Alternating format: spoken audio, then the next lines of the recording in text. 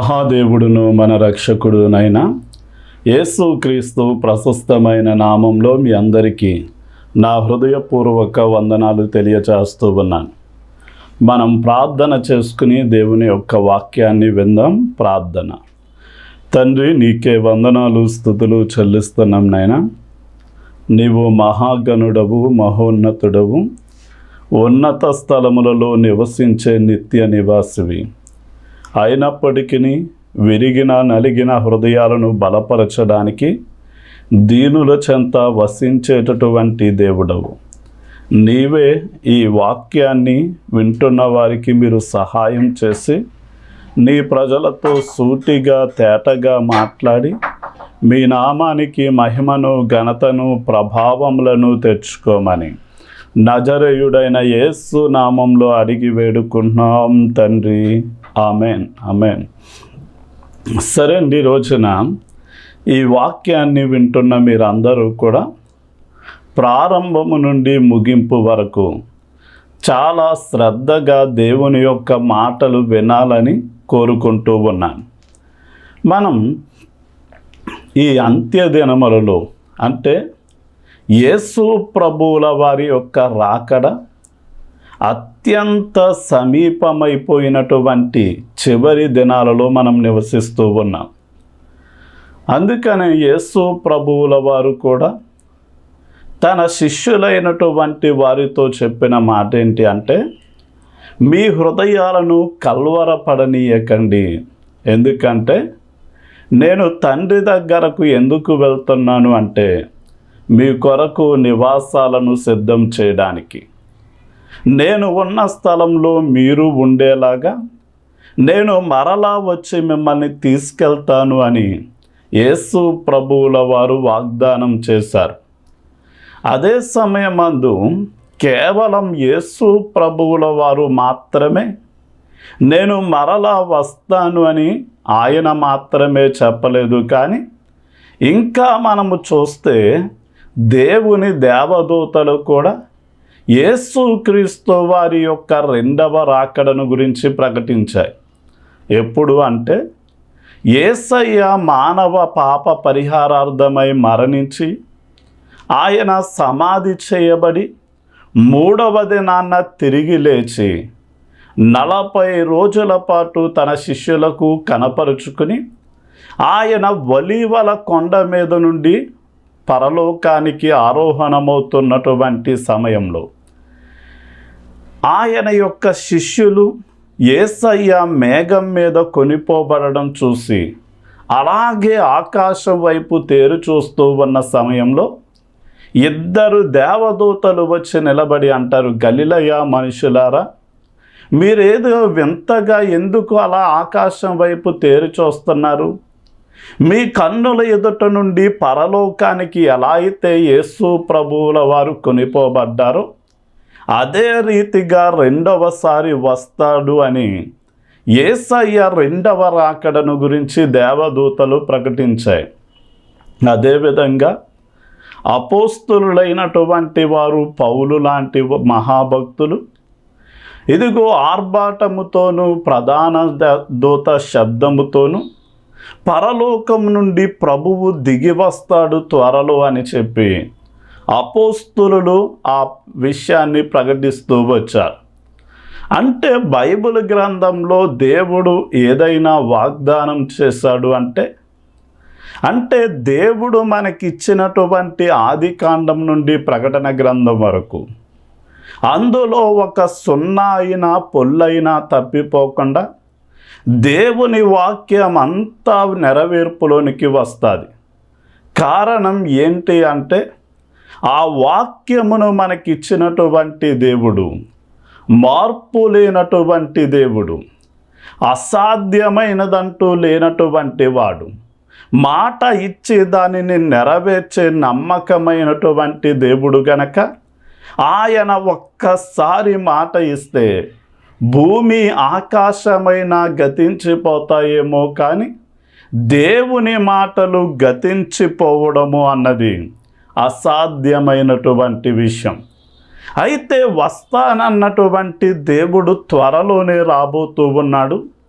ఇప్పటికే ప్రపంచవ్యాప్తంగా ఉన్న దైవజనులకు ఆయన రాకడ సమయము సమీపించిపోయింది అని, రాకడకి ముందు జరగవలసిన సూచనలు జరుగుతూ ఉన్నాయి అని, ఇదిగో నేను త్వరగా వస్తున్నాను అని ఆయన తన రాకడను గురించి బయలుపరిస్తే, అయితే దైవజనులు, ఈ విషయం ఎరిగిన విశ్వాసులు అంతటా కూడా ఆయన త్వరలో రాబోతూ ఉన్నాడు అని ఏం చేస్తున్నారు అంటే ప్రకటిస్తూ ఉన్నారు.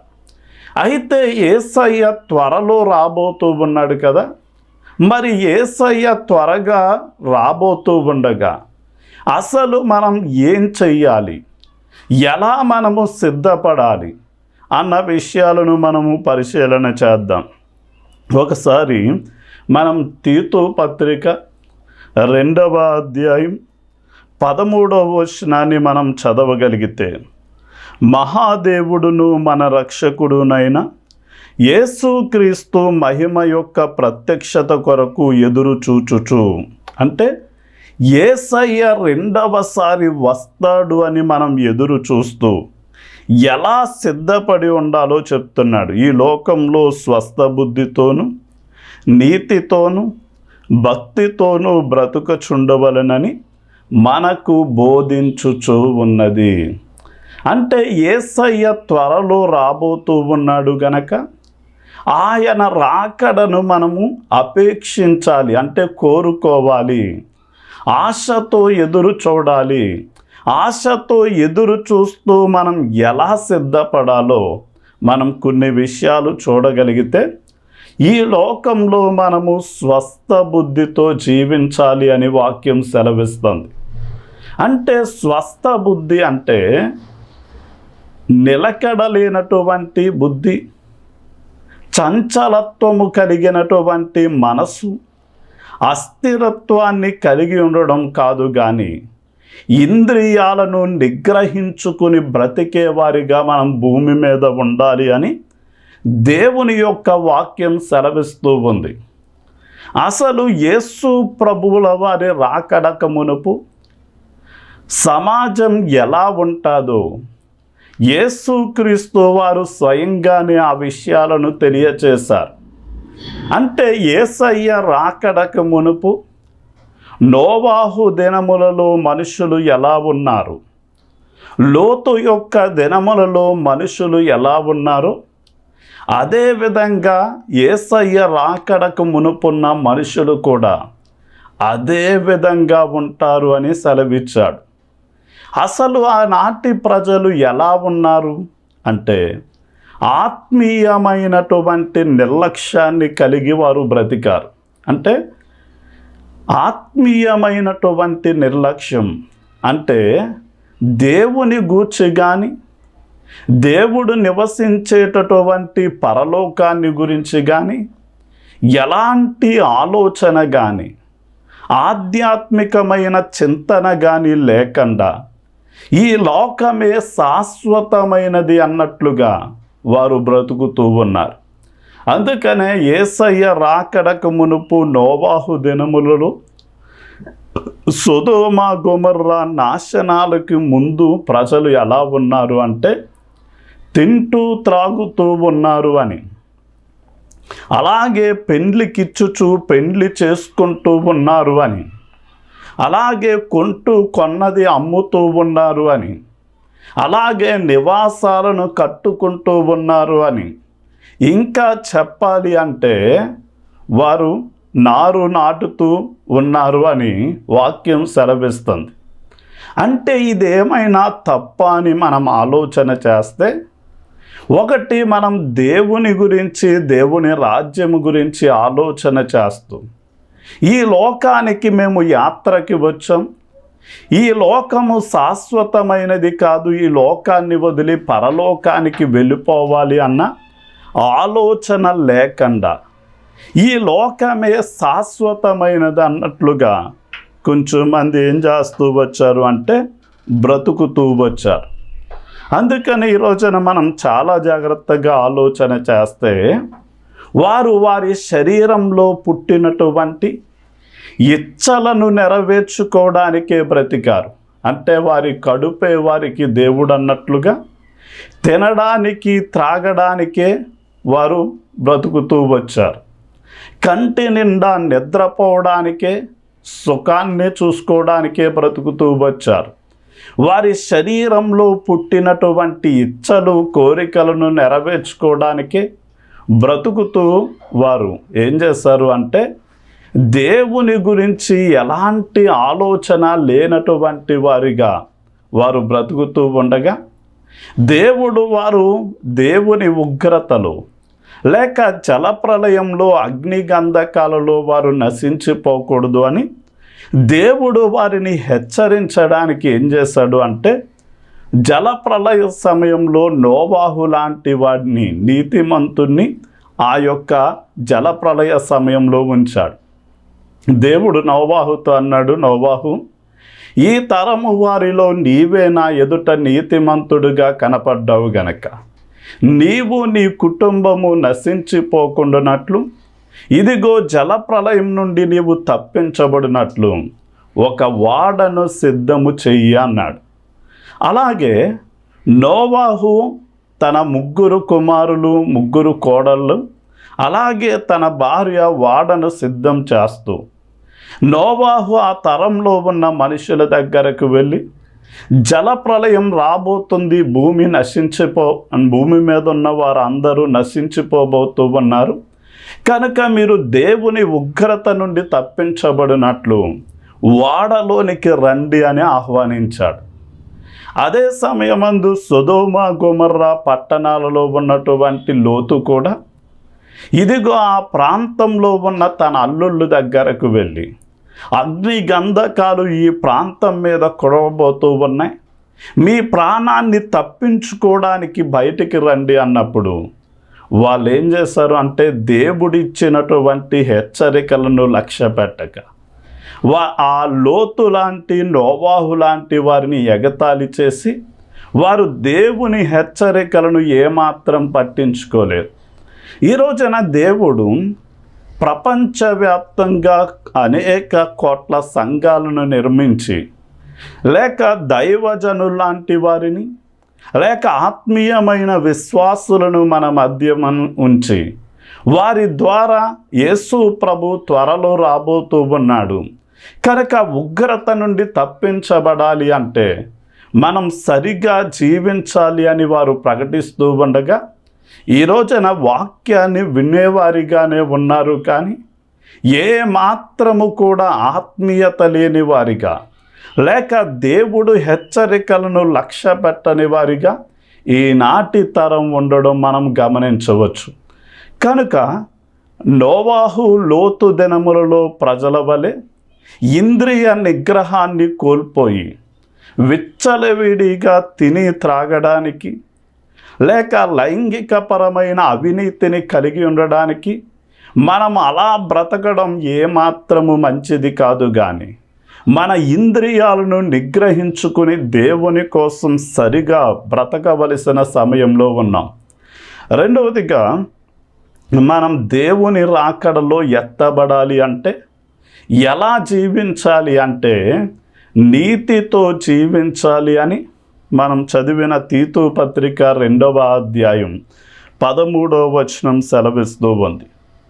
అంటే ఈ రోజున దేవుడు మనల్ని భూమి మీద ఎందుకు తన బిడ్డలుగా కోరుకున్నాడు అంటే ఎఫెసీ పత్రిక 1వ అధ్యాయం మనం ఆలోచన చేయగలిగితే 4 నుండి 6 వచనాలలో దేవుని ఎదుట పరిశుద్ధులుగా నిర్దోషులుగా మనం జీవించాలి అని.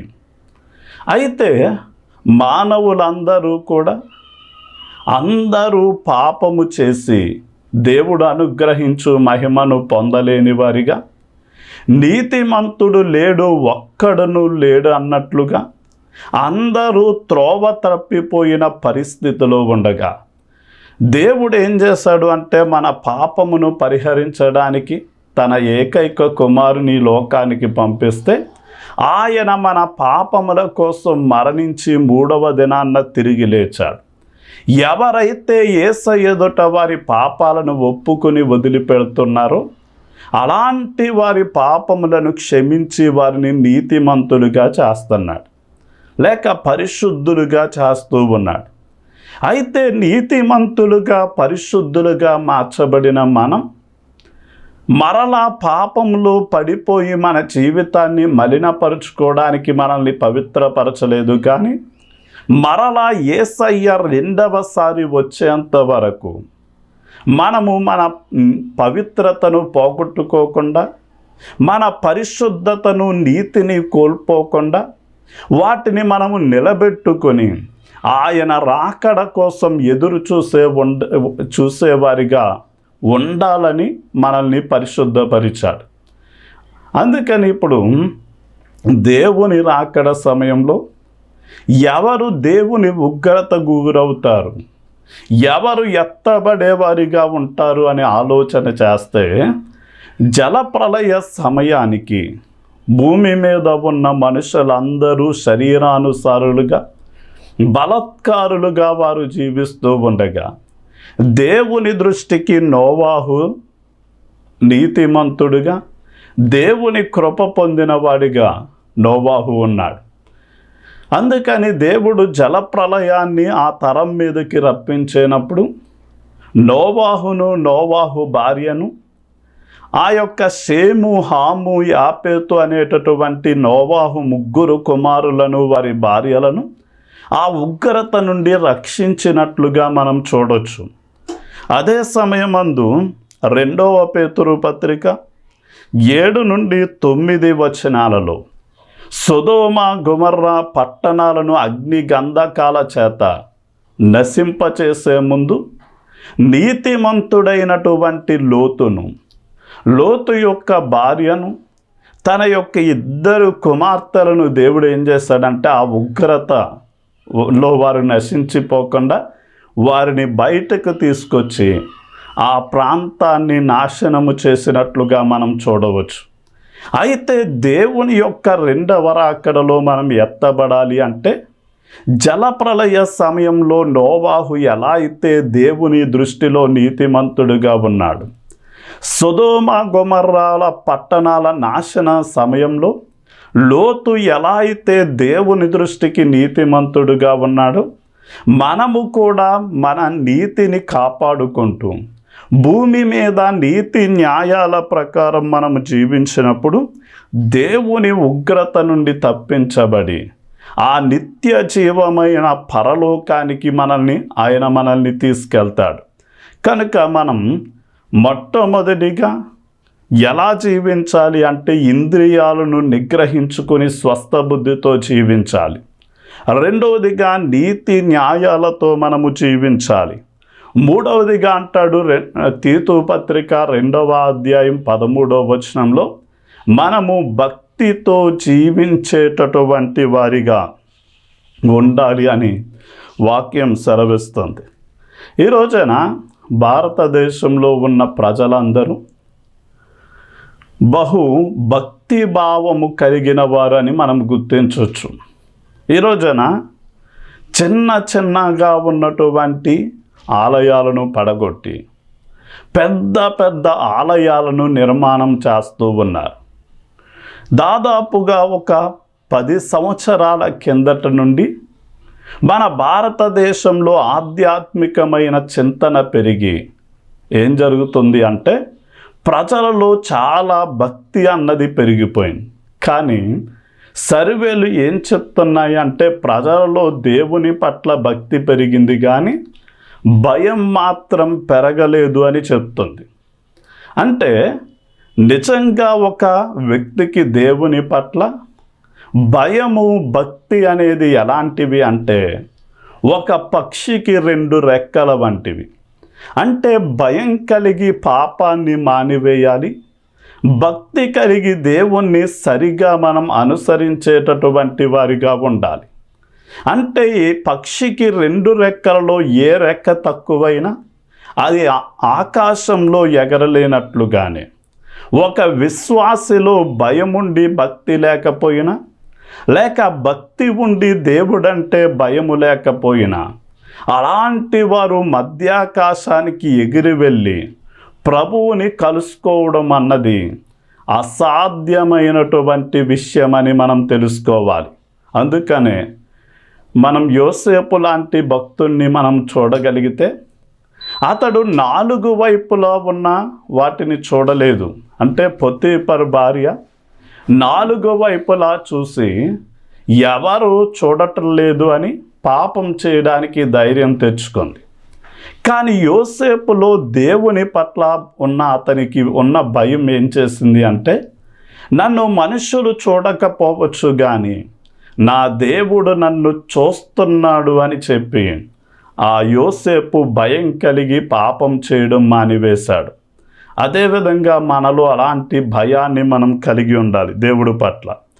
రెండవదిగా మనం ఆలోచన చేస్తే అపోస్తల కార్యగ్రంథం 10వ అధ్యాయం 1వ వచనం కాండి చదువుకెళ్తే, ఇటలీ పటాలమనబడిన పటాలంలో భక్తిపరుడైన కొర్నేలి అని ఒకడుండెను అని ఉంటుంది. అంటే బైబిల్ గ్రంథంలో భక్తిపరురాలు, భక్తిపరుడు అని కొంచెం మందిని గురించి రాయబడింది. అసలు ఎవరు భక్తిపరులు అని ఆలోచన చేస్తే, దేవునంటే భయపడేవారు, గౌరవపూర్వకమైన భయాన్ని అతని పట్ల కలిగి ఉండేవారు భక్తిపరు. రెండవదిగా భక్తిపరులకు ఉండే లక్షణాలు ఏముంటాయి అంటే, వారు క్రమముగా వాక్యాన్ని చదివేవారిగా ఉంటారు. ఈ రోజున క్రైస్తవులకున్న అలవాటు ఏమైపోయింది అంటే, ఆదివార దినాన్న బైబిల్ తీసుకుని చర్చ్కు వస్తారు. ఆ చర్చ్ అయిన తర్వాత దాన్ని ఎక్కడ పెడతారో వారికే గుర్తుండదు. ఈలోగా వారం అంతా వారి పనుల్లో బిజీగా ఉండి మరలా ఆదివారం మందిరానికి రావడానికి బైబిల్ అవసరం గనక అప్పుడు ఇల్లంతా తడిమి దుమ్మి దులిపి దాన్ని శుభ్రంగా తుడుచుకుని మందిరానికి తీసుకొస్తారు. కానీ ఇలా ఎవరైతే చేస్తున్నారో వారిని భక్తిపరులు అనలేం. నిజమైనటువంటి భక్తిపరులు ఏం చేస్తారు అంటే, క్రమముగా వాక్యాన్ని చదివేవారిగా ఉంటారు. అందుకనే కీర్తనల గ్రంథం 1వ అధ్యాయంలోనే దివారాత్రములు ధర్మశాస్త్రాన్ని ధ్యానించువాడు ధన్యుడు అని వాక్యం సెలవిస్తుంది. ఇంకా మనం చెప్పాలి అంటే నిజమైనటువంటి భక్తిపరులు ప్రతి దినము కూడా ప్రార్థన చేసేవారిగా ఉంటారు. మనం 1 తిమోతి పత్రిక 2వ అధ్యాయం 1వ వచనం చూడగలిగితే, సంపూర్ణమైన భక్తియు మాన్యత కలిగి మనం భూమి మీద సుఖముగా నెమ్మదిగా జీవించాలి అంటే ప్రార్థనలు, యాచనలు, మనము విజ్ఞాపనలు చేసేవారిగా ఉండాలి అని వాక్యం సెలవిస్తుంది. అంటే నిజమైన భక్తిపరులు క్రమమైనటువంటి ప్రార్థనా జీవితాన్ని కలిగి ఉంటారు. ఇంకా మనం చూడాలి అంటే నిజమైనటువంటి భక్తిపరులు క్రమము తప్పకుండా మందిరానికి వెళ్ళేవారిగా ఉంటారు. ఈ రోజున వారానికి ఒక్కరోజు మందిరానికి రావడానికి, పాస్టర్ గారు మాకు ఉద్యోగాలు, మాకు వ్యాపారాలు ఉన్నాయి, లేక మాకు పలానా ఫంక్షన్లు, పెళ్ళిళ్ళు ఆదివారమే జరుగుతున్నాయి కనుక మేము రాలేకపోతున్నాము అంటున్నారు. కానీ ఈ రోజున మనం ఆది సంఘాన్ని గురించి పరిశీలన చేస్తే 3000 మంది పేతురు ప్రసంగం విని రక్షించబడిన అనంతరం వారు ప్రతిదినము ఇంటింటా దేవాలయంలో తప్పక కూడుకొని కలిసి వాక్యాన్ని నేర్చుకున్నారు, కలిసి ప్రభువుని స్తుతించారు, కలిసి ప్రార్థన చేశారు. వారు కలిసి ప్రభు సంస్కారం తీసుకుని ఆయన జనన మరణ పునరుత్థానాలు గురించి, యేసయ్యను గురించి సువార్త కలిసి ప్రకటన చేశారు. అంటే ఆది సంఘము కేవలం వారానికి ఒక్కరోజు ఆరాధించే సంఘము కాదు, కానీ అది డైలీ చర్చ్ అయి ఉన్నది. అంటే ప్రతిరోజు ఆరాధనలో పాలు పంపులు పొందే సంఘం అయి ఉన్నది. కనుక ఈ రోజున మనం కూడా ఎలా ఉండాలి అంటే, రాకడలో ఎత్తబడాలి అంటే మనము భక్తి కలిగినటువంటి వారిగానే ఉండాలి. ఇక మనం యాకోబు పత్రిక 5వ అధ్యాయాన్ని మనం చూడగలిగితే, 7వ వచనం కండి, ప్రభువు రాకడ వరకు ఓపిక కలిగి ఉండుడి అంటాడు. అంటే 4వదిగా యేసయ్య త్వరలో రాబోతూ ఉండగా మనం ఎలా సిద్ధపడాలి అంటే ఓపిక కలిగి ఉండాలి అని తెలుసుకోవాలి. ఎందుకు ఓపిక కలిగి ఉండాలి అంటే యేసయ్య 2వసారి వచ్చినప్పుడు ఎవని క్రియలకు తగిన ప్రతిఫలం వానికి ఇస్తాడు. ఉదాహరణకి ఉదయాన్నే నేను పనిలోనికి వెళ్తున్నాను అని వెళ్ళి ఒక 2 గంటలో 3 గంటలో చేసి అమ్మో ఎండ తీవ్రతను నేను తట్టుకోలేకపోతున్నాను, లేక వర్షంలో నేను తడిచిపోతున్నాను, చలికాలం గనక ఒళ్ళు నొప్పులుగా ఉన్నాయి, నేను ఇంటికి వెళ్ళిపోతాను, నాకు జీతం ఇచ్చేయండి అన్నారు అనుకోండి, అది ఎవ్వరు కూడా అలాంటి వ్యక్తికి జీతం ఇవ్వరు. అలాగే యేసయ్య కోసం మనము జీవిస్తూ ఉండగా ఈ లోకంలో మనకు ఎదురైనటువంటి శ్రమలను బాధలను అనుభవిస్తూనే దేవుని కొరకు అవమానాలు, నిందలు, హింసలు మనకు ఎదురవుతూ ఉన్నప్పుడు మనము విసిగిపోక, లేక మనము తొందరపడిపోక అండి మనం ఏం చెయ్యాలి అంటే ఓపికతో మనం ఆయన రాకడ కోసం ఎదురు చూడాలి. ఉదాహరణకి యోబు లాంటి మహాభక్తునికి ఒకే దినాన్న యావత్ ఆస్తిని పోయినా, సంతానాన్ని కోల్పోయిన, తన శరీరంలో భయంకరమైన పుండ్లు వచ్చి అనారోగ్యం పాలైన అతడు ఓపికతో సహనంతో దేవుడు తనకు ప్రతిఫలం ఇచ్చేంత వరకు ఎలా అయితే అంతము వరకు దేవుని కోసం నమ్మకంగా ఉన్నాడో మనము కూడా అంతము వరకు నమ్మకంగా ఉంటేనే ప్రతిఫలం పొందగలం. అందుకనే మీరు శ్రమలలో తొందరపడకూడదు. అంటే యేసయ్య సిలువ వైపు చూడడం నేర్చుకోవాలి. ఆయన తన ఎదుట ఉన్న ఆనందం కొరకు అవమానాన్ని నిర్లక్ష్యపరిచి సిలువను సహించి భరించి ఆయన తండ్రి కుడి పార్శ్వమున ఆసీనుడయ్యాడు. అలాగే ఈ లోకంలో సిలువ అవమానాలు, నిందలు, హింసలను చూపిస్తుంది. వాటిని మనం సహించి భరించి పరలోకం చేరాలి.